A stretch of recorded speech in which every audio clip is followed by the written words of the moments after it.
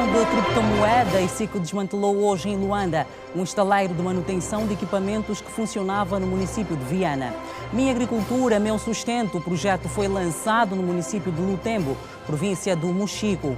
Promoção da saúde, moradores do município de Talatona beneficiaram neste domingo de consultas gratuitas em várias especialidades.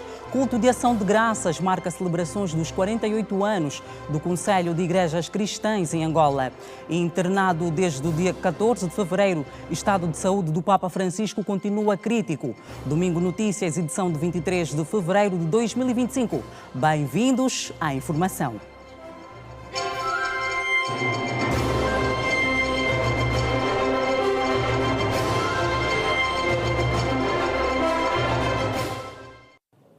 Uma vez mais, boa noite. Um estaleiro de manutenção de equipamentos de mineração de criptomoedas foi desmantelado neste domingo pelo Serviço de Investigação Criminal durante uma operação específica.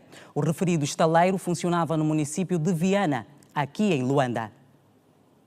Na madrugada deste domingo, o Serviço de Investigação Criminal, SIC, desmantelou em Viana, na província de Luanda, uma rede de manutenção de equipamentos de mineração de criptomoedas. Foram apanhados em flagrante delito 3 cidadãos de nacionalidade chinesa. Nesta madrugada, descobrimos e desmantelamos aqui um laboratório clandestino de reparação de processadores de mineração de criptomoedas. Tanto este laboratório estava dissimulado numa oficina auto, portanto, na verdade é uma atividade legal, com licença, que esses chineses têm, tanto para desenvolver a atividade econômica em Angola. Essa atividade é de oficinas e, a coberto desta atividade legal, num outro espaço, tanto foram arrendar um residencial, onde também estavam cidadãos angolanos. Por detrás deste residencial operava então este laboratório clandestino de reparação de processadores de mineração de criptomoedas. Na sequência, foram detidos em flagrante delito 3 cidadãos chineses, com idades compreendidas entre os 24 aos 53 anos, sendo dentre estas uma cidadã, tanto uma do sexo feminino, que portanto até foi encontrada com um bebê, portanto está aqui há algum tempo e deu à luz a um menino aqui em território nacional. O porta-voz do SIC, Manuel Alaiwa, fez saber que os acusados serão apresentados ao Ministério Público e que está em curso um processo de investigação sobre a situação legal e migratória. Dizer que o SIC vai continuar de forma implacável nesta atividade. Neste momento, estes indivíduos vão agora ser presentes ao Ministério Público para aplicação, e na sequência, se for disso o entendimento do Ministério Público, ao juiz de garantias para a aplicação das medidas de coação pessoal correspondente aos atos que estão agora aqui. Nessa altura estamos também a trabalhar para verificar portanto, a situação migratória desses indivíduos. A cidadã já está aqui há muito tempo, inclusive tem aqui um relacionamento firmado. Desde o ano passado até a presente data, a nível do país já foram desmantelados 33 estaleiros de mineração de criptomoedas. Segundo o porta-voz do SIC, Luanda domina as estatísticas. Aqui em Luanda, mais concretamente no município de Talatona, um número considerável de pessoas beneficiou igualmente de consultas médicas gratuitas em várias especialidades. A iniciativa teve lugar neste domingo. A Brigada Comunitária de Saúde da Associação Juvenil de Recreação, Desporto e Cultura, a Jurdec, realizou na manhã deste domingo uma feira da saúde no Talatona. Na ocasião, o presidente da Arjudec disse que a iniciativa está inserida nas preocupações sanitárias das comunidades e do Executivo. A mesma iniciativa insere-se na intervenção social da nossa associação. Nós estamos preocupados com a questão sanitária dos nossos bairros, das nossas comunidades, das populações, e então surge em apoio aos apelos que têm estado a ser lançados pelo Estado angolano, em particular pelo Executivo. E, portanto, viemos aqui procurar ajudar o Estado e, em particular, o Executivo a minimizar, a mitigar, portanto, a prevenção e o tratamento de doenças. Os moradores do Talatona fizeram diversos exames médicos, receberam aconselhamento psicológico e ressaltaram a importância da Feira da Saúde. Nossa comunidade está pronta para poder receber toda e qualquer associação que vem para poder realizar uma feira como esta. E estando ela pronta, é porque nós necessitamos também disto. Está a fazer exame de quê? De febre. Exame de febre. Sim. O que é que está a sentir? Sinto dor de dente, todo o corpo completo. Estava ali a pena, estava mesmo carente, não estava a ver como levar os bebês para o controle. Já veio facilitar a vida. Há muitos casos de muitas cáries, isso devido à má higienização, ou não tendo controle, escovam quando querem, quando lhes dê na teia, ou uma vez por dia, e estamos a tentar consciencializar para que isso não volte a acontecer. A associação faz um balanço positivo e diz que vai continuar, apesar das limitações. Nós consideramos balanço positivo, pois embora temos medicamentos e recursos humanos menor em relação do que perspectivamos, mas felizmente estamos a conseguir dar resposta da situação. Na feira, foi possível fazer-se exames e consultas médicas de estomatologia, psicologia clínica e a distribuição de fármacos e mosquiteiros. O último boletim informativo disponibilizado pelo Ministério da Saúde indica que nas últimas 24 horas o país registrou 92 novos casos de cólera nas províncias de Luanda, com 53, Bengo com 32 e Colo-Ibengo com 6 e Malães com 1 caso. No mesmo período foram registrados 8 óbitos, todos em Luanda. 142 pessoas receberam alta médica e estão internadas até o momento 183 pacientes. Desde o início do surto foi reportado um total cumulativo de 4.809 casos. 174 pessoas perderam a vida.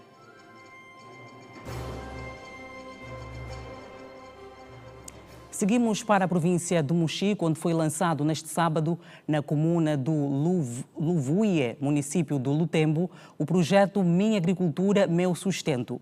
O ato foi prestigiado pela segunda secretária nacional da JMPLA. Durante o mesmo período foram entregues insumos agrícolas na Fazenda Agropecuária Iduína. Minha Agricultura, Meu Sustento. Um projeto que teve início neste sábado pela segunda secretária nacional da JMPLA na comuna do Luvuie, município do Lutembo.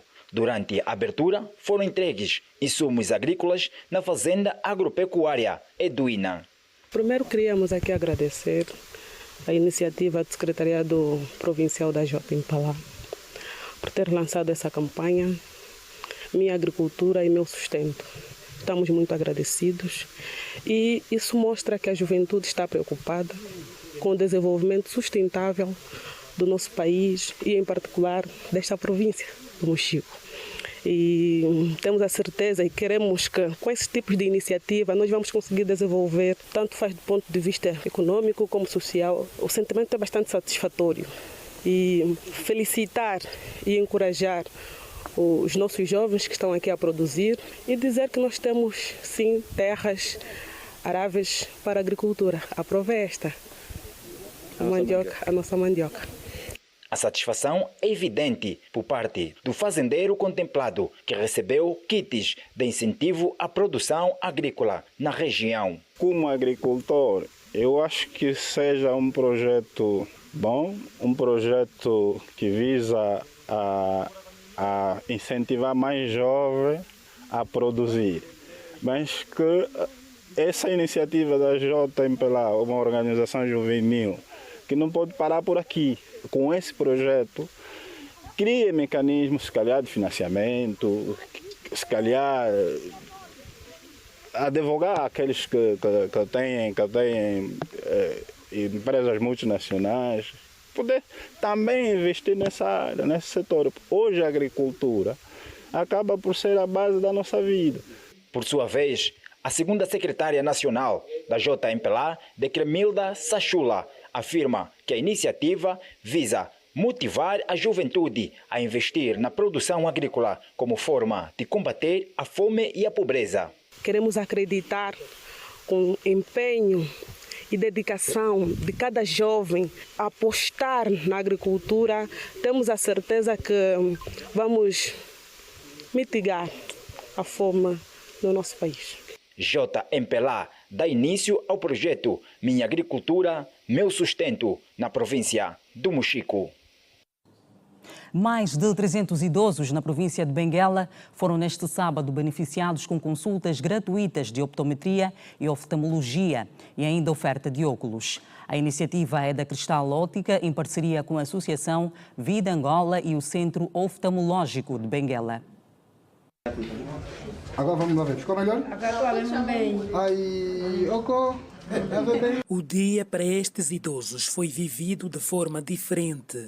A vontade de voltar a ver fez parte dos idosos deste lar e não só, que depois do rastreio e consultas de optometria e oftalmologia foram agraciados com um par de óculos para a alegria dos mais velhos. Agora estou a ver a menina está a fazer trabalho e o papá. Muito agradecida. A organização está boa. A organização está boa mesmo. Tem que fazer mais vezes. Tem que fazer mesmo vezes, porque estamos com a vista mesmo coisa, muito mal.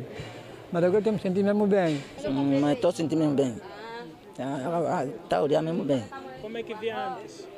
Antes era mal, mas agora está bom. Em entrevista à Rede Girassol, o diretor-geral da Cristal Ótica falou do gesto filantrópico levado a cabo na província de Benguela. O nosso objetivo são idosos realmente que não consigam obter uma consulta digna e não têm meios financeiros para tal. Então é uma atividade que já começou em Luanda, depois fomos para Bengo, Kwanza Norte, Malange e hoje estamos aqui em Benguela. Tudo isso para atendermos com consultas de rastreio de optometrias grátis e também oferta de óculos para todos os idosos que não têm possibilidade digna de uma consulta de optometria. Já estamos aproximadamente a quase 200 idosos, porque ainda vem vindo mais idosos. Há pouco chegou um grupo de idosos e ainda está sendo mobilizado mais idosos de algumas regiões, então vão fluindo. Em Malange nós tivemos mais de 240 idosos atendidos. Então a nossa expectativa aqui é batermos esse recorde. Temos mais de 240 idosos sendo atendidos para que seja um novo recorde.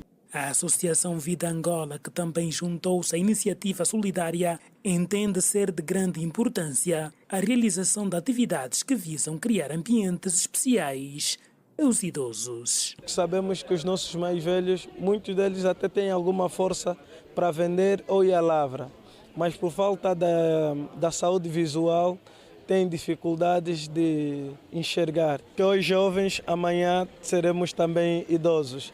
Então a nossa ação vai direcionada a esses mais velhos que cuidaram de nós e nós os jovens também, comovidos por essa situação, estamos aqui para podermos ajudar os nossos papás, as nossas mamães a terem de volta um pouquinho daquilo que eles um dia já viram. Foram mais de 300 idosos beneficiados com consultas grátis e ofertas de óculos, uma iniciativa da Cristal Ótica, em parceria com a AVA, sob o lema Saúde Visual é um direito para todos.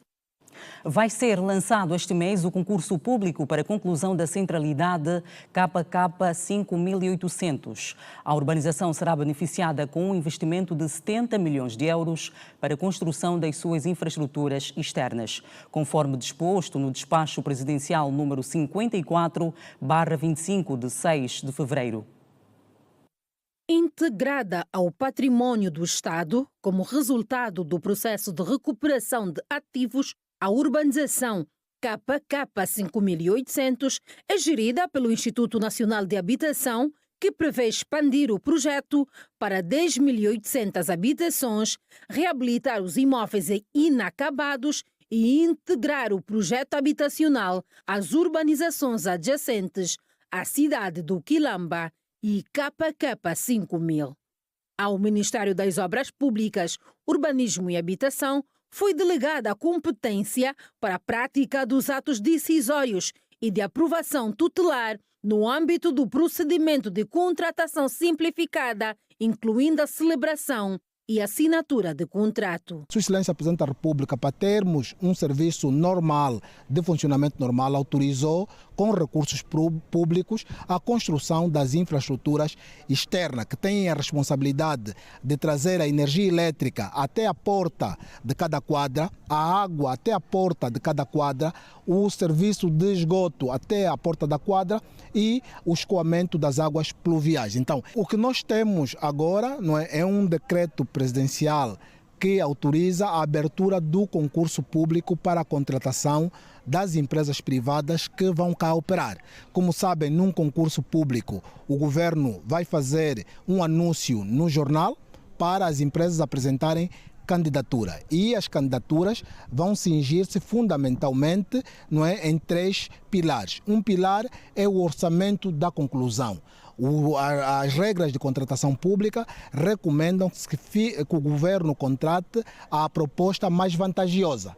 Outro pilar tem que ver com o tempo de execução.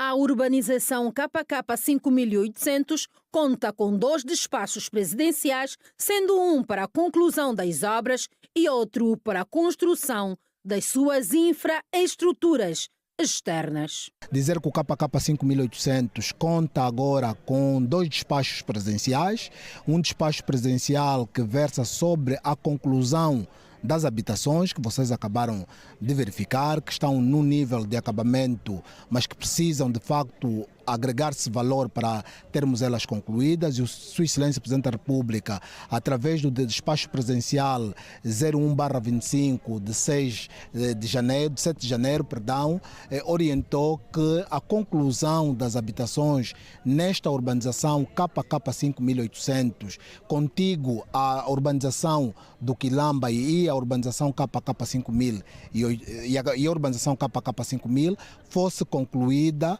no regime de permuta, ou seja, o setor privado vai aplicar aqui o seu dinheiro para poder concluir as habitações inacabadas e vão ser pagos com entrega de habitações para poderem comercializar e recuperar o dinheiro utilizado na conclusão das habitações. Outra parte das habitações, que não será entregue aos empreiteiros privados, vai ficar no domínio privado do Estado para poder afetar a juventude e a população angolana no geral, através de um regime de acesso específico para estas habitações que, no final do dia, vai configurar-se ou estar toda ela moldada com o crédito bancário. 8 meses depois, o Conselho Nacional da Juventude visitou a urbanização para constatar o grau de execução das obras. Houve evolução, deparamos-nos com a construção de um complexo desportivo, onde vários moradores, ou todos os moradores do Quilamba, do KK 5800, do KK, a urbanização antiga, poderão se beneficiar para que os moradores, os seus filhos, possam fazer prática de desporto, de que nos próximos meses vamos sim ter a oportunidade de ver mais famílias a se beneficiarem de habitações condignas, será claramente um facto. O preço de alguns peixes no mercado informal registrou uma ligeira baixa. Entretanto, o carapau está mais caro se comparado ao mês de janeiro. O mês de fevereiro está a ser marcado por uma ligeira descida do preço do peixe. Para quem pretende adquirir o produto, com apenas 10 mil kwanzas, o cidadão pode levar várias variedades. Estamos numa média razoável. Diz que tem muito peixe no mercado, com um preço barato. Faz-se um bom apanhado, tens os pescados tipo a espada, com um nível de 2,5, 2.000, umas 5 a 6 espadas. Tens os malundos, tens o carapau, temos o carapau a 6 carapau 10, mas os mais grandes. Temos de muito peixe aqui, também temos corvina para todos os bolsos. Escamador há 8 anos, Arando Gaspar, conta que atualmente o preço do atum está mais barato. A procura do peixe aqui até está nesse ano aqui está um pouco razoável. O preço do atum baixou muito, o peixe do carapau também baixou muito. E o preço está muito bom também. Um atum desse até antigamente, tem um tempo que estava a passar 10 mil, um atum desse aqui. Agora está a passar 3 mil, está a passar 4 mil agora. Quem não compartilha da mesma ideia é o senhor Pedro de Brito, que garantiu que o peixe não está acessível para todos os bolsos. Não consegui ainda comprar, já estou aqui há 30 minutos a girar e não consegui comprar. Está muito caro. As vendedeiras do mercado da Mabunda justificam o preço com o valor da mercadoria e afirmam que o carapau e o gaiato estão escassos no mercado e que, por conta disso, mais caros se comparados com os meses passados. Peixe, faz as contas, você compra peixe de 150 mil, hein? São 7 peixes, 5 mil. Um peixe de 5 mil, ganha um peixe. Peixe de 150 mil, quanto é que você ganha? Nós também temos nossos filhos para nos sustentar. Não, o mês passado nós tivemos vender assim. O mês passado nós compramos uma vez carapau, 8 peixes, 5 mil kwanza. Nós vendemos a 7 peixes, 5 ou a 6 peixes, 5. Agora está mais caro, sim, senhora, porque aqui o barco não está a pescar devidamente. Ultimamente o peixe está difícil, está muito difícil. O monte de peixe aqui, a pescada, o monte está 5 mil, são 6 pescadas. Temos aqui o galo, são 5 galos, 5 mil também. Temos o carapau, 6 carapau, 5 mil. Por outro lado, o pescador José Fernandes garante que o preço do peixe é determinado pelos gastos que fazem com as embarcações e a escassez do produto no mar. Dá sair pouco peixe, porque a probabilidade é nós termos a maior expectativa de irmos e quando vamos para lá vimos o movimento está mal, então ficamos às vezes 9 dias, é que dá esse acesso de nós às vezes ficar mais dias para ver se trouxemos qualquer coisa. Vive 1,5 porão, 1 porão. O preço só sobe porque através da gasolina e aí as despesas da embarcação. Certas vezes a gente investe por aí 1 milhão e tal e quando vamos para o mar não pescamos, a gente tem aquelas percas e aí que permite também às vezes subir um pouquinho os preços para poder pagar as despesas. Vamos à nossa habitual análise aos temas que marcaram a semana. Recebemos em estúdio o jurista André Mingas, que já é da casa. Boa noite, bem-vindo. Muito boa noite. Estamos aqui prontos para fazer um exercício que nós acreditamos ser profícuo. E recebemos também José Fernandes, que é sociólogo e académico. Boa noite, bem-vindo ao Domingo Notícias, pela primeira vez. Exatamente. Boa noite e boa noite também aos telespectadores lá em casa. Vamos ao primeiro tema. As chuvas torrenciais já começaram a cair por Luanda e não só, e enfrentar os problemas da macrodrenagem tem sido um problema devido ao escoamento das águas pluviais. José Fernandes, eu começo por ti. No seu entender, que soluções é que se podem dar para este problema do escoamento das águas pluviais em Luanda, numa altura em que já chove bastante? Exato. O problema das águas fluviais em Luanda é um problema cíclico. Note que aquilo que os engenheiros têm recomendado e as preocupações constantes sobre essas questões, quando sobretudo começa o período de chuva, não é, digamos, por falta de uma análise ou de um estudo daquilo que é o problema em si. A grande questão, basicamente, tem sido as soluções encontradas para a resolução deste grave problema que afeta toda uma cidade de Luanda. Nota que, para além da zona urbana, hoje temos uma zona periurbana muito grande e uma zona semi-rural também, que cresceu bastante no âmbito da cidade de Luanda. E com essas chuvas que caíram, nós vimos o governador provincial a andar nos cantos mais recônditos da província de Luanda, efetivamente os desafios estão aí e definitivamente são questões, as soluções têm que ser na base da ciência e da tecnologia e algumas dessas soluções já estão identificadas, o que falta é só investir para que essas soluções sejam implementadas. Portanto, não é um problema novo, como disse, é um problema antigo. O que nós esperamos é que o atual governador tenha coragem e que consiga desbloquear as verbas para que, para o benefício de toda a população de Luanda, veja a questão da melhoria da qualidade de vida deles, sobretudo nas zonas periurbanas. E note, essa questão do problema das águas paradas, das drenagens, está muito associado, eu sei que vamos falar disto, com a questão da cólera também. Portanto, é uma questão que é primária sob o ponto de vista da saúde pública. E urgente para ser resolvida. É urgente, aqui não há muita conversa para termos, é resolver o problema, para melhorar a qualidade de vida do luandense. Exatamente. André Mingas, o governador de Luanda, esteve a visitar nesta semana, particularmente o município do Kazenga, e é uma zona que também é muito afetada por este problema do escoamento das águas, e os municípios desta região reclamam muito deste problema que já tem ganhado outros contornos. Como é que tu olhas para esta situação e o que é que esta visita pode representar exatamente para aquilo que é o desafio, particularmente olhando para este problema? Eu gostava de analisar isso de acordo a 3 pontos de vista. O primeiro é olharmos para a questão da densidade populacional e a própria questão do tráfego propriamente e mobilidade, olhando para aquilo que é a própria estrutura dos bairros e o crescimento dos bairros que foi acontecendo em Luanda. E o Kazenga é um caso flagrante, onde, sem sombra de dúvidas, aquilo que é a questão da estrutura das residências, ruas e ruelas, sem sombra de dúvidas, devia abarcar aquilo que nós chamamos das valas de drenagem. Outro aspecto necessário a se ter em conta é a questão da própria educação que a população tem sobre aquilo que são as medidas de higiene.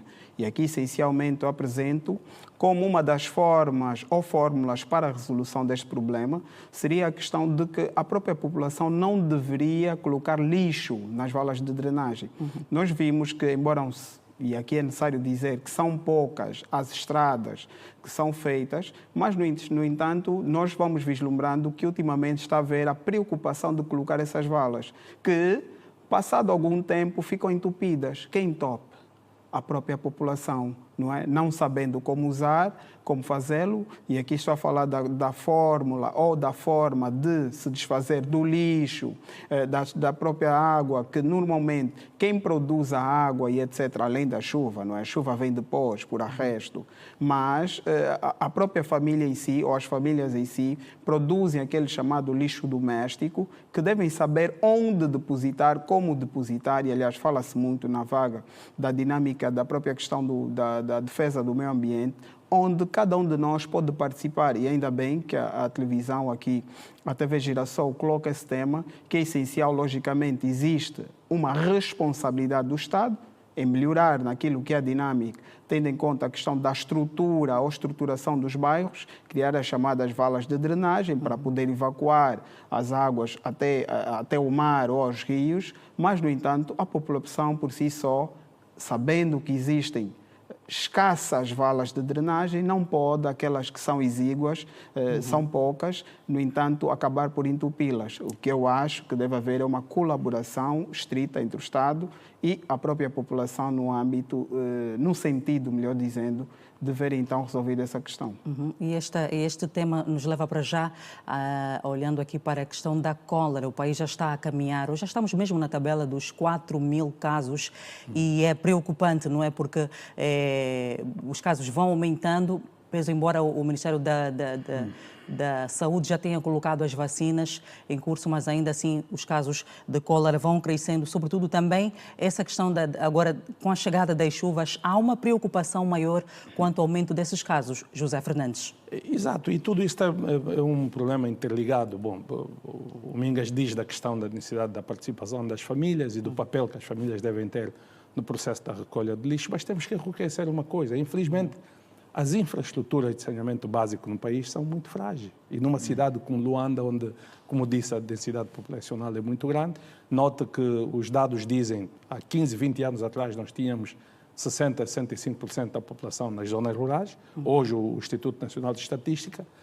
claramente demonstra que mais de 70% da população vive nas zonas urbanas e semi-urbanas. Quer dizer, é uma mudança muito radical daquilo que são os nossos indicadores habitacionais. E, sob o ponto de vista demográfico, esta pressão que a população exerce na cidade também tem que ser acompanhada de investimento. É muito cômodo dizer, não, a família não apoia, não ajuda, mas definitivamente isso é uma responsabilidade do Estado. Quer dizer que o Estado tem que criar infraestrutura para permitir que o popular, o cidadão, coloque o lixo no lugar apropriado e não numa vala. Agora, essa questão da cólera é óbvio, e eu fico muito surpreendido, infelizmente. Nós temos no país gestores séniores do nível de diretores nacionais e mesmo de secretário de Estado que não conseguem reconhecer que a cólera é derivado do pobre saneamento básico que nós temos e da falta da qualidade da água. É aqui onde está o grande problema que nós temos que resolver. Colocamos o Ministério da Saúde agora, mas efetivamente, quando o Ministério da Saúde entra, estamos a falar de um processo curativo.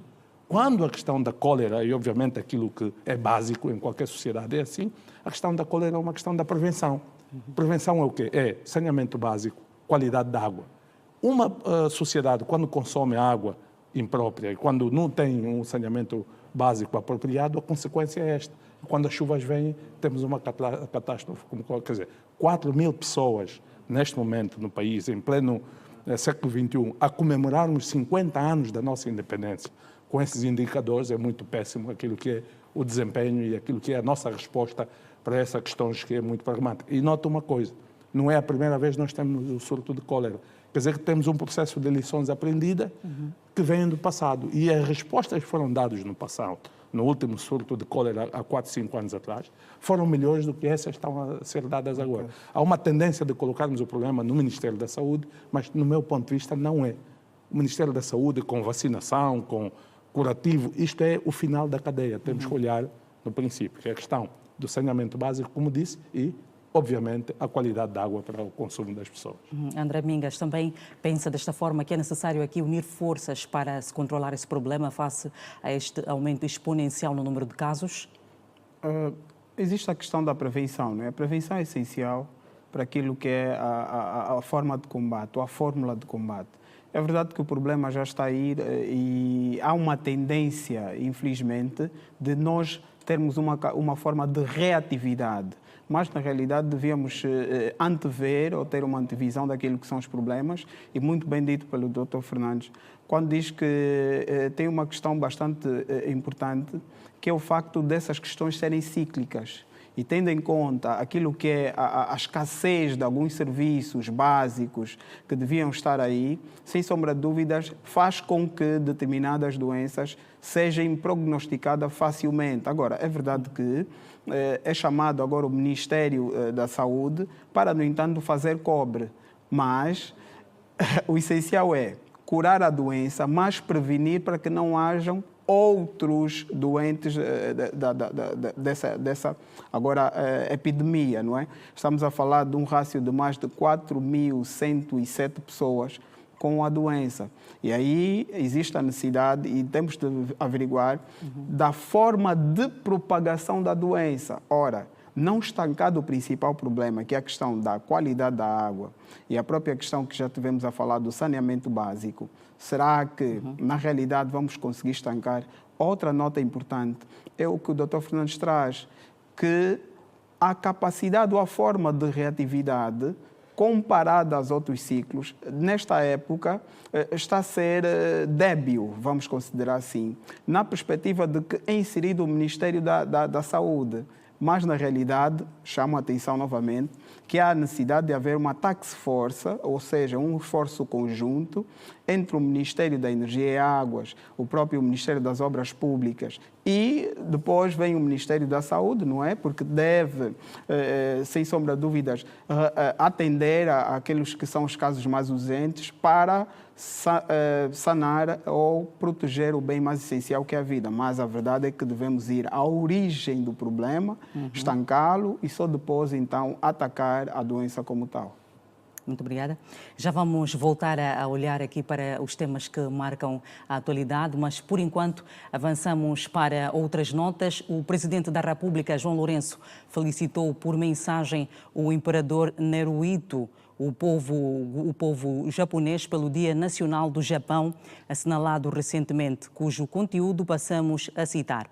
A história secular do Japão e as conquistas por voz alcançadas ao longo de décadas são referências que apreciamos de forma altamente positiva pelo contributo que prestaram ao mundo através das descobertas de planos científicos, técnicos e tecnológico, que têm um impacto inegável na melhoria das condições de vida de todos os povos do nosso planeta, destacou o chefe de Estado angolano, referindo-se ao engenho do povo nipônico. Na mesma mensagem, João Lourenço transmite também ao imperador Naruhito o permanente interesse de Angola em aprofundar as relações de amizade e de cooperação com o Japão em todas as áreas que possam contribuir para o alcance de resultados concretos com benefícios recíprocos. Avançamos com outras notas. Cidadãos cabo-verdianos residentes em Cabinda são chamados a participarem no desenvolvimento de Angola. O apelo foi feito pelo presidente da Assembleia Nacional de Cabo Verde durante a visita de trabalho que efetuou à província de Cabinda. O presidente da Assembleia Nacional de Cabo Verde esteve a trabalhar em Cabinda com o objetivo de constatar as áreas estratégicas de reforço de laços de cooperação. Durante a sua estada a Cabinda, o presidente aproveitou a ocasião para conhecer os projetos de impacto social que decorrem na província, tendo começado com as obras do Porto das Águas Profundas do Caio. Recebeu informações sobre os níveis de execução, a física que ronda na ordem dos 55%, ao passo que a financeira aos 70%. O presidente da Assembleia Nacional de Cabo Verde disse que Angola e seu país partilham a mesma história. Por isso, as relações devem ser fortificadas constantemente. Nós também vamos completar 50 anos. Angola, 11 de novembro, nós é 5 de julho. Portanto, somos dois países amigos, irmãos. Temos estado sempre juntos na luta pela libertação dos dois países, também na luta pela instalação da democracia. Estamos a trabalhar a democracia. A democracia é uma construção permanente, não é uma coisa a acabar. Temos vindo a trabalhar juntos. Angola e Cabo Verde estaremos sempre juntos para criar as condições para um futuro cada vez mais próximo para os nossos cidadãos. O encontro com a comunidade cabo-verdiana em Cabinda serviu para auscultar as principais preocupações. Os membros da comunidade afirmam que o encontro foi produtivo e serviu para apresentar as principais inquietações. A melhor missão, a mensagem que nós podemos daqui, ou conclusões que nós podemos aqui tirar, é que a integração da comunidade cabo-verdiana em Angola é fundamental. E eu acho que nós, tanto os que vieram de Cabo Verde e os que nasceram cá, vivemos os mesmos problemas, gozamos as mesmas felicidades. Portanto, acho que é uma missão de integração, de ajuda mútua e de bem-estar. Estimular os cidadãos cabo-verdianos a contribuírem para o desenvolvimento de Angola foi a recomendação deixada pelo presidente da Assembleia Nacional de Cabo Verde depois do encontro. Onde estejam as nossas comunidades, que se integrem bem, que respeitem as leis do país, a organização do país e que trabalhem para o desenvolvimento pessoal, familiar, mas também da própria província e do próprio país. No final dos trabalhos, a presidente da Assembleia Nacional de Angola, Carolina Cerqueira, fez a avaliação positiva dos trabalhos. Todos nós temos que usar a linguagem da paz, a linguagem ordeira, a linguagem de responsabilidade em relação às gerações futuras. É esse o nosso compromisso para com a nação e estou certa que todos vamos trabalhar nesse sentido para fazermos de Angola um exemplo, não só a nível regional, mas a nível de África e um compromisso com a atividade parlamentar a nível mundial, para que sejam parlamentos fortes, parlamentos inclusivos e parlamentos democráticos. Muito obrigada.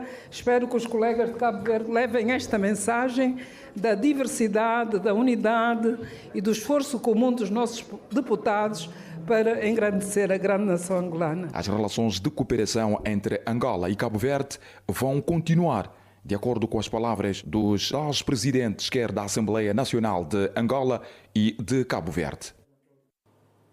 Num texto da oração do Ângelus Dominical, o Papa Francisco garantiu que vai continuar a sua hospitalização e tratamento com confiança. O Papa Francisco, cujo estado de saúde continua crítico, está internado desde o dia 14 de fevereiro no Hospital Gemelli, em Roma.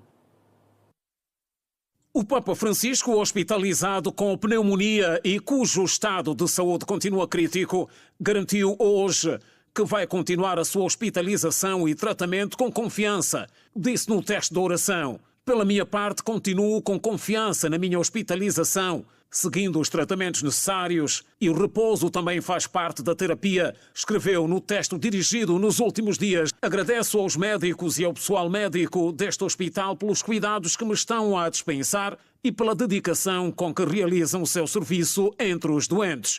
Acrescentou o Papa na sua mensagem que, tal como no domingo passado foi transmitida sem a celebração do Ângelus, para que o Pontífice pudesse descansar. Numa breve declaração, nesta manhã, o Vaticano informou que o Papa Francisco, que está internado desde 14 de fevereiro no Hospital Gemelli de Roma, passou uma noite tranquila e descansou. A breve declaração do Vaticano não deu mais pormenores, depois de ter sido noticiado no sábado que o estado do Santo Padre continua crítico e que, de momento, o seu diagnóstico é reservado. O Papa sofreu uma crise respiratória asmática prolongada que também exigiu a aplicação de oxigênio de alto débito, explicou o relatório médico divulgado no sábado à tarde. Aviões da Força Aérea Israelita sobrevoaram Beirute durante o funeral de Hassan Nasrallah, líder do Hezbollah, morto por Israel. No Sudão foi assinado um acordo que visa a formação de um governo paralelo. São alguns dos destaques que você vai conferir agora no Compacto Internacional, que também passa pela Alemanha. As forças de apoio rápido do Sudão e outros 23 grupos político-militares assinaram em Nairobi um acordo para formar um governo paralelo no Sudão.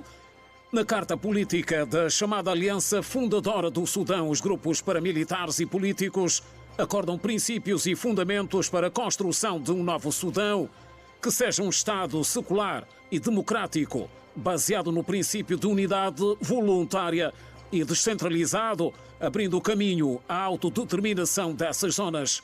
A assinatura deste acordo teve lugar após meses de conversações entre as partes envolvidas, sem que os paramilitares e os seus parceiros tenham feito qualquer declaração sobre o significado deste documento a curto prazo. Aviões da Força Aérea Israelita sobrevoaram Beirute durante o funeral de Hassan Nasrallah para enviar uma mensagem clara. Quem ameaça destruir Israel e o ataca assinará o seu fim, lê-se num comunicado do Ministério da Defesa israelita. Dezenas de milhares de pessoas, incluindo vários governantes iranianos, marcaram presença no estádio de Camille Shom Sport City, em Daé, onde, além do funeral de Hassan Nasrallah, decorreu o do seu sucessor, Hashem Safiedin, morto também num ataque de Israel. Ambos serão temporariamente enterrados em locais secretos. Nasrallah será sepultado mais tarde em Beirute, enquanto Safiedin será enterrado na sua cidade natal, no sul do Líbano. O líder dos sociais-democratas alemães, Olaf Scholz, classificou hoje os resultados eleitorais como uma derrota histórica, depois de o partido parecer estar a caminho do terceiro lugar, com 16% dos votos. Segundo as primeiras sondagens, os conservadores do CDU venceram as legislativas de hoje na Alemanha, seguidos da extrema-direita, da Alternativa para a Alemanha, a AfD, que obteve uma votação recorde, segundo as primeiras projeções. Segundo as projeções, a CDU obteve 29%, a AfD 19,5%, os sociais-democratas do SPD 16%, e a esquerda 8,5%. Vamos, neste segundo momento de conversa, olhar para a política além das nossas fronteiras e vamos começar mesmo pela última matéria que fazia aqui referência à situação da Alemanha, que foi a votação neste domingo. A CDU venceu as eleições deste domingo e o chanceler Olaf Scholz já reconheceu a derrota. Os eleitores atribuíram-lhe o seu partido o terceiro lugar. Como é que olham para esta vitória e também aqui o assumir desta derrota? André Mingas. A Alemanha, para quem acompanha aquilo que é a dinâmica histórica a nível do mundo, a Alemanha cada vez mais vai demonstrando e denotando que é uma das maiores democracias. Aliás, quem estuda a própria questão da queda do Muro de Berlim e as situações anteriores, a Primeira Guerra Mundial, a Segunda Guerra Mundial, a Alemanha acabou sendo a nação que sofreu sofreu aquelas questões que foram as punições e, no entanto, reergueu-se rapidamente. Essa forma que a Alemanha encontra para se reerguer não é só no sentido físico. Os alemães, em termos de intelectualidade, mesmo a nível do direito e outras dinâmicas, as teorias democráticas e etc., os alemães são muito para frente. Olha, que aquilo que é a dinâmica da própria questão da discussão sobre o processo de democracia e de democratização, os alemães estão muito para frente e levam isso também para o campo político-partidário, permitam nesses termos. O que quer dizer que existe uma acepção grande dentro e uma acepção grande e aceitação grande daquilo que são as dinâmicas político-partidárias, mas, sobretudo, rege-se pelo mais essencial, que é o respeito daquilo que é a liberdade de pensamento e também a própria questão da implicação e implementação de determinadas dinâmicas políticas sociais. Mas existe um grande pacto na Alemanha, e permitam falar nesses termos, existe um pacto na Alemanha que é a questão de que qualquer dos partidos existentes deve, sem sombra de dúvidas, fundamentar-se naquilo que é o objeto final, que é a salvaguarda dos interesses dos alemães. E daí mostra claramente, com essas eleições, a aceitação que acaba sendo global e aquilo que é a determinada obrigatoriedade de que cada um dos concorrentes às eleições ou ao poder, sem sombra de dúvidas, consigam aceitar facilmente aquilo que são os resultados eleitorais, porque também confiam nos órgãos que acabam regulando e fiscalizando a dinâmica eleitoral. José Fernandes, o líder da CDU, Friedrich Merz, será assim mesmo o novo chanceler alemão, ainda que tenha de realizar coligações com o Bundestag, parlamento alemão, porque obteve a maioria governativa. Na sua opinião, como é que olhas para este novo chanceler alemão? Exato. O modelo alemão, do ponto de vista da democracia, é bastante interessante. E aqui temos que olhar para a Alemanha como o país pioneiro na liderança da Europa, sobretudo na perspectiva da democracia, como o Dr. Mingas disse, e também na liderança da economia. Quer dizer, isso que nós vimos hoje é um pouco o reflexo daquilo que foi o resultado da gestão do governo anterior. O chanceler anterior cometeu erros muito graves, a Alemanha entrou numa crise económica muito profunda, o desemprego na Alemanha foi muito visível nos últimos 3, 4 anos. Houve um desalinhamento entre aquilo que é o pensamento da política europeia versus o impacto no território alemão e, como foi referenciado, a Alemanha é um povo que prima muito pelo pragmatismo. Quer dizer, o resultado das eleições hoje reflete exatamente essa resposta que o cidadão acha que os problemas principais da vida deles e aquela que é a perspectiva da melhoria da qualidade de vida não foram resolvidos. E, por via do voto, decidiram mudar. E note que o discurso do novo chanceler alemão, que é um pouco positivo, porque mesmo na perspectiva do grande debate sobre a imigração, da questão de termos na Alemanha um elevado número de imigrantes versus que colocam em causa os postos de trabalho do nativo, mas o atual chanceler coloca em primeiro lugar essa coexistência entre o imigrante e o alemão. Acho que é um chanceler que teve um discurso muito nivelado e que foi bastante pragmático, e na base disso o povo alemão deu-lhe o voto de confiança. Esperamos que, definitiva, a Alemanha consiga vir a repor os níveis de desenvolvimento que tem demonstrado e, obviamente, liderar a Europa do ponto de vista do avanço tecnológico e do avanço económico, porque isso depois tem reflexo em toda a parte do globo, porque depois da retirada da Inglaterra do bloco europeu, hoje a Alemanha e a par da França são os líderes, digamos assim, do bloco europeu. Portanto, é uma mudança que já se esperava e a expectativa é que, de facto, o novo chanceler alemão consiga fazer melhor do que o anterior. Vamos olhar para outras matérias. A administração Trump suspendeu por tempo indeterminado os apoios americanos para o desenvolvimento internacional. Essa suspensão geral, obviamente, acaba por afetar aqui o corredor do Lobito. No seu ponto de vista, José Fernandes, já que tinha a palavra, que impactos é que pode trazer para os acordos que já foram firmados aqui entre Angola e os Estados Unidos da América? Vamos lá, Manela. Temos que ser muito realistas nessa análise. O corredor do Lobito está praticamente construído. Aliás, nós, durante o final de semana, tivemos no AMBO uma conferência sobre o corredor do Lubito, em que o Ministro de Estado para a Área Econômica, o Massano Júnior, liderou essa conferência.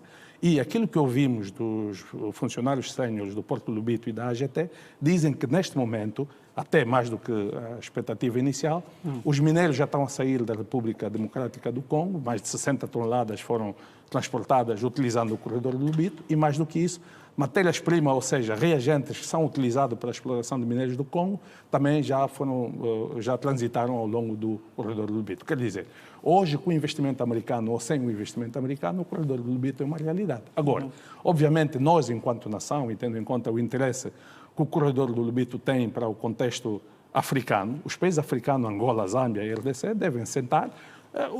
Os Estados Unidos podem não financiar esta fase, mas acho que as condições básicas já estão criadas e, obviamente, o governo angolano e os países africanos podem suportar as despesas para o investimento adicional que se previa. Mais do que isso, também quero fazer uma nota. Essa semana ainda, o Ministro da Agricultura, Isaac dos Anjos, e o Governador Provincial de Benguela, lançaram uma plataforma, está associado ao Corredor do Lubito, que se chama Unitel Money, que é uma plataforma que dá acesso aos produtores familiares para terem insumos, quer dizer que não se usa dinheiro vivo, mas dinheiro eletrônico. E tudo isso foi feito o lançamento em Benguela. Significa que, sob o ponto de vista da produção naquela região, eventualmente vai aumentar e o aumento da produção está associado à utilização do corredor do Lubito. No meu ponto de vista, claro, o investimento americano é um adicional, queria dar uma lufada de ar fresco ao nosso governo e à nossa economia, mas acredito piamente que, nesta altura, com o andamento que o corredor do Lubito já teve, mesmo sem esse investimento americano, não vai colocar em causa aquilo que são os objetivos primários do corredor do Lubito, que neste momento já é uma certeza. André Mingas, pensa que já é a altura de Angola olhar para outros possíveis parceiros face a esta situação? Olha, indo bem ao cerne da questão, não fugindo daquilo que é o escopo da questão, é primeiro dizer que os Estados Unidos usam um grande princípio do direito, pacta sunt servanda, ou seja, os contratos devem ser cumpridos pontualmente. E nessa perspectiva, tanto Angola como todos os intervenientes dessa relação jurídico-contratual, sem sombra de dúvidas, devem olhar para os termos do contrato e, por si só, depois saber como resolver essa questão. Essa é a questão contratualista, a questão jurídico-legal. Ora, outra nota essencial. É uma relação de negócio. Nas relações de negócio existem os chamados parceiros de negócios, ou aqueles que são os investidores. E os Estados Unidos não são os únicos investidores do corredor do Lubito. É verdade que, sem sombra de dúvidas, para aquilo que é a dinâmica da própria questão da importação e exportação de bens e serviços, traria uma grande almofada de ar frescos, mas, muito bem dito pelo Dr. Fernandes, que na realidade e permitam mesmo falar nesses termos, na realidade o corredor do Lubito é uma realidade. Ora, os Estados Unidos trariam uma outra dinâmica para aquilo que é o volume de negócios e etc. Mas, agora, olhando para aquilo que é a própria administração do presidente Donald Trump, que nós sabemos que a forma de governação do presidente Donald Trump sempre foi muito nacionalista. E este decreto, ou essa suspensão, esta é outra terminologia que deve ser estudada, é no sentido de que houve uma suspensão, não uma rescisão do contrato. São metodologias e situações diferentes. Suspensão não significa uma ruptura contratual. Por isso, daí eu dizer logo na minha explanação, no início, que, no entanto, deve haver o pacta sunt servanda. Os contratos devem ser cumpridos pontualmente. E olhar para aquilo que são os termos do contrato, as cláusulas, se de facto for tão relevante a participação dos Estados Unidos naquilo que é a dinâmica do corredor do Lubito, deve o Estado angolano e os outros Estados então pressionarem a fim que o Estado norte-americano cumpra com aquilo que são os seus desiderados. Já estamos mesmo a caminhar para a parte final desta nossa análise, mas rapidamente vamos aqui olhar para a situação no leste da RDC, que parece não estar tão perto do fim. O presidente Tshisekedi esteve novamente em Luanda, esteve reunido com o presidente João Lourenço e é de fato uma situação que vai se agudizando porque pode aqui trazer também outros intervenientes neste conflito. José Fernandes, no seu entender, o que é que precisa ser feito para que de facto se chegue nesse cessar-fogo? 30 segundos, rapidamente. Exatamente. Nota que a realidade nos últimos 2 meses mudou completamente. O M23, a capacidade que tinha antes, não é hoje, ganhou força. E nota que o presidente João Lourenço, enquanto presidente da União Africana, embora ainda é uma voz, ainda mantém-se como mediador do conflito, à margem da Conferência da União Africana, reuniu-se com Paulo Kagame, que é presidente do Ruanda, e hoje recebe o Tshisekedi aqui. Uma nota importante, acho que no atual conflito, o presidente do Congo deve conversar com o M23 porque o cenário mudou. E depois, nós particularmente, Angola, temos um interesse grande, por quê? Por causa exatamente do investimento que estamos a falar do corredor Lulublique, que tem implicações porque parte das matérias-primas vem do leste do Congo. O segundo aspecto é que sempre que temos uma crise no Congo, e é histórico também, há um fluxo de deslocados da República Democrática do Congo para Angola, com impacto social e impacto econômico. Ora, se nós estamos numa situação fragilizada sob o ponto de vista interno e econômico, imagina com a pressão demográfica que vem dos deslocados. Portanto, é de todo o interesse, eu acredito piamente que o presidente João Lourenço tem isso na sua agenda, de que o conflito na RDC seja resolvido para o bem não só da África, mas particularmente do povo congolês e do povo angolano. André Domingas, 30 segundos. Aqui um grande receio de que esse conflito possa se tornar regional, já que vai chegando também a outras áreas. A questão da densidade ou da questão geográfica, e o Congo faz fronteira com Angola, a própria Zâmbia e o Ruanda, não é? Aliás, a intromissão, permitam a expressão, a intromissão dos ruandeses naquilo que é o solo congolês, denota claramente que há aquilo que é o desrespeito à questão da soberania do próprio Estado por si só. Ora, tendo em conta essa questão, eu quero trazer 3 elementos importantes. Primeiro, é o facto do presidente João Lourenço, que é o mediador dessa questão, agora se tornar presidente da OUA, o que, sem sombra de dúvidas... União Africana.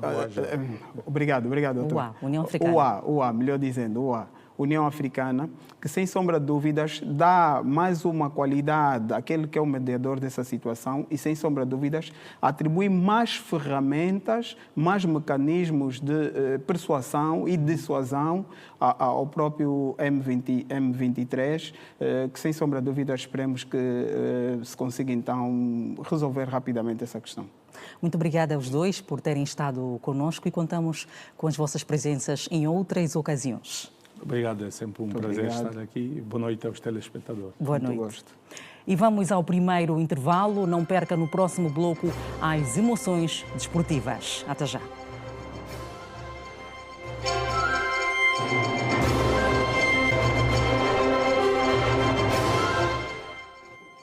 Estamos de volta. O Luanda City recebeu e venceu o Desportivo da Lunda Sul por 2-1. A partida aconteceu no estádio dos Coqueiros.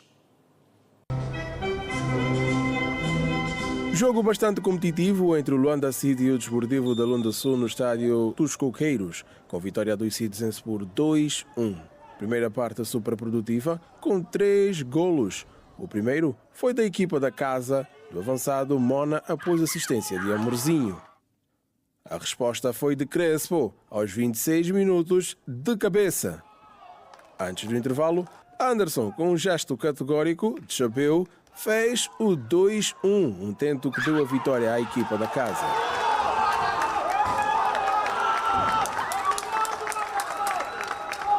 O 2-1 era o resultado ao intervalo. No reatar, o Luanda City continuou a ser a equipa que mais atacava, todavia pecava na finalização e conseguiu a vitória por 2-1. Em primeiro lugar, queria dedicar esta vitória ao Presidente pela garra, pela confiança, pela resiliência. Ontem ele esteve a conversar com os atletas, a conversar com a equipe técnica, deu um voto de confiança, portanto, a vitória é para ele. Nós sabíamos que a equipa da Lunda só ia chutar bolas. Nós armamos e organizamos de forma a que eles só pudessem chutar as bolas. Portanto, é um jogo sem muita história, sem querer ofender a equipa adversária, mas um jogo jogado, uma jogada elaborada não houve. Nós sabíamos que tínhamos que ter um espírito de resiliência muito grande, tínhamos que estar bem organizados, concentrados o tempo inteiro e que poderíamos pontuar. Veio a vitória, foram 2 golos, não foi só um. Jogo ruim, a nossa equipe não esteve bem. Temos que trabalhar, não adianta a gente ficar transferindo, ficar jogando e encontrando culpados. Teve muitas coisas que aconteceram que chegaram a dar resultado, mas não, vamos assumir o erro, a culpa e vamos trabalhar. Com esse triunfo, o Luanda City fugiu à zona vermelha do Girabola, ocupando assim a 13ª posição com 14 pontos. Já o Desportivo da Lunda Sul está no 9º posto com 21 pontos. Vamos aos assuntos que marcam o desporto. Aniceto Moquinto, boa noite, bem-vindo. Boa noite, Manuela. Boa noite a si, telespectador. Aniceto, que análise é que faz desta jornada 17 do Girabola?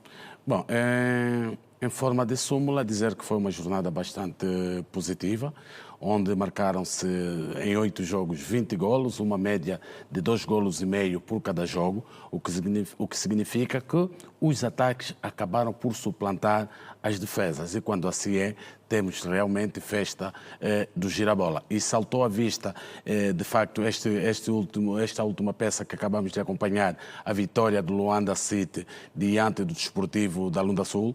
Um Desportivo da Lunda Sul que vai mostrando nesta segunda volta que joga sem alma, pois é a segunda derrota consecutiva num espaço de 4 dias. Isso, de alguma forma, vai indiciando algum mal-estar dentro das hostes da equipa da Lunda Sul. É importante que o técnico Murilho consiga trabalhar arduamente no sentido de inverter esse quadro negativo que a sua equipa está a atravessar. Uma outra nota a nível deste jogo é a vitória do Petro de Luanda, já ontem, diante do último classificado, Isaac, que vai mostrando não ter argumentos nem unhas para tocar esta guitarra que chama-se Girabola, e o empate verificado em Calulo entre o Recreativo do Libolo e o 1º de Agosto, por sinal, o único golo desta jornada onde não houve golo. Uma igualdade sem ter-se mexido a contenda. Agora, outra nota é o Williette. Continua imparável. Um Williette que investiu grande no início da época e nessa segunda volta ainda assim reforçou-se. Neste segundo turno do campeonato, já vai em 2 vitórias consecutivas. A par do Recreativo do Bravos do Maquis, são as 2 equipes que não perderam ainda nesta segunda volta, o que significa que prepararam-se bem para atacar essa fase crucial do campeonato.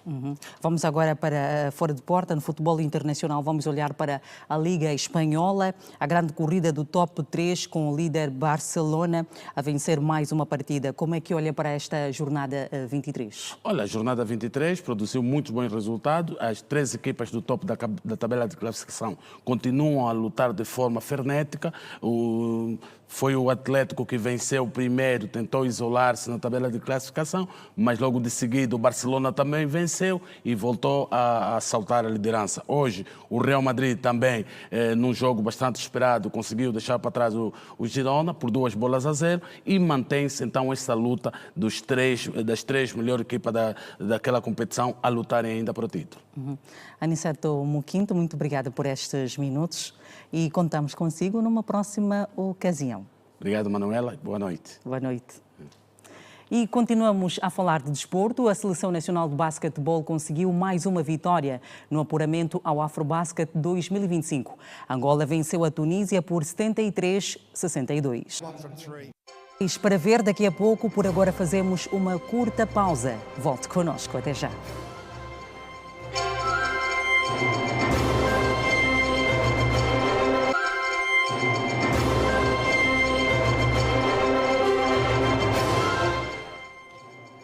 Priorizar o sono de qualidade é um dos principais fatores para manter a saúde em dia em diversos aspectos. Recomenda-se adotar hábitos saudáveis, evitar ecrãs antes de se deitar e criar um ambiente relaxante. O tema foi refletido no encontro realizado neste domingo no quadro da campanha Saúde Mental. O sono é um estado de repouso do corpo e da mente caracterizado por uma diminuição da consciência e da atividade física. A qualidade do sono é importante para o bom andamento do organismo. Dormir bem vai além de descansar e renovar energias. Sua qualidade está diretamente ligada à qualidade de vida, como nos conta Inês de Souza. O sono é um fator determinante para a regeneração do nosso corpo, para o controle dos nossos hormônios, para o nosso desenvolvimento. Então, daí que vimos a necessidade de falar um bocadinho, juntarmos aqui médicos, assistentes sociais, falar um bocadinho daquilo que tem sido as nossas práticas, não é, negativas, que afetam uma boa qualidade do sono. Por exemplo, nós vemos que hoje as pessoas estão muito viradas aos meios eletrônicos e quando se vai para a cama, faz tudo menos dormir. E quando nós dormimos menos, isso nos traz problemas patológicos, nos leva à ansiedade, à depressão, à irritabilidade. E depois afetam também aquilo que é o nosso convívio social. Os desafios relacionados à saúde e ao bem-estar não podem ser resolvidos unicamente pelas autoridades locais. A participação ativa da sociedade civil é crucial para que possamos alcançar um impacto duradouro e transformador. A qualidade de sono, nos dias de hoje, de desafio, do ajuste ao tempo, é um desafio manter a qualidade do sono. E o impacto que o sono tem são na qualidade de vida, são devastadores, porque a má qualidade do sono pode nos levar a problemas de memória, déficit de memória, pode nos levar à ansiedade, à depressão, à irritabilidade. E não é saudável termos ao nosso lado pessoas com transtornos de humor, e há necessidade de sermos agentes de mudança, sermos o relógio biológico ou despertador das pessoas para então podermos despertar naquilo que é a importância do sono na manutenção daquilo que é a saúde. Sob o lema "Como o sono impacta a qualidade da sua saúde emocional", foi o tema escolhido para despertar à sociedade a importância deste momento, que teve a iniciativa da Associação Saúde, Compromisso e Bem-Estar. A Associação Saúde, Compromisso e Bem-Estar é uma associação sem fins lucrativos que tem como objetivo principal a promoção da saúde a partir do envolvimento nas comunidades locais. Os participantes do evento dizem ser uma boa iniciativa, tendo em conta a correria do dia a dia. Nós sabemos a rotina aqui de cada angolano. Há quem vive em Viana e trabalha na cidade. E esse todo transtorno, de certa forma, atrapalha assim de qualquer forma. Mas também, por outro lado, temos que ir atrás do pão. Temos que ir atrás. O que devemos fazer é simplesmente tentar procurar procurar o meu termo para poder então termos um sono adequado e também ir à busca do pão. Ter uma boa noite de sono combate a hipertensão, fortalece a memória, previne a depressão, fortalece o desempenho físico, diminui os riscos de doenças cardiovasculares, melhora o desempenho no trabalho, entre outras. O Conselho de Igrejas Cristãs em Angola realizou hoje um culto de ação de graças que marca as celebrações do seu 48º aniversário. O culto ecuménico contou com a presença de várias entidades eclesiásticas, políticas e fiéis de várias denominações religiosas. Com o tema "Nos unamos em Cristo para a construção do país", o culto de ação de graças juntou na Igreja Tucuísta fiéis de várias partes de Luanda e não só. A celebração, que acontece em véspera do 50º aniversário da independência de Angola, é para as autoridades eclesiásticas um momento de transição e reflexão das lutas e conquistas alcançadas por Angola. Nas vésperas da celebração dos 50 anos da nossa independência, o SICA procura trazer a reflexão de todos e todas em torno do que significa os 50 anos da nossa independência. E então traz-nos o suporte do tema de Paulo, que diz que não sois mais estrangeiros, nem tampouco forasteiros, mas sois concidadãos. Ou seja, todo o discurso de exclusão é deixado para trás, porque todos temos de nos sentir nacionais e não estrangeiros nessa grande obra que temos de reconstruir o país.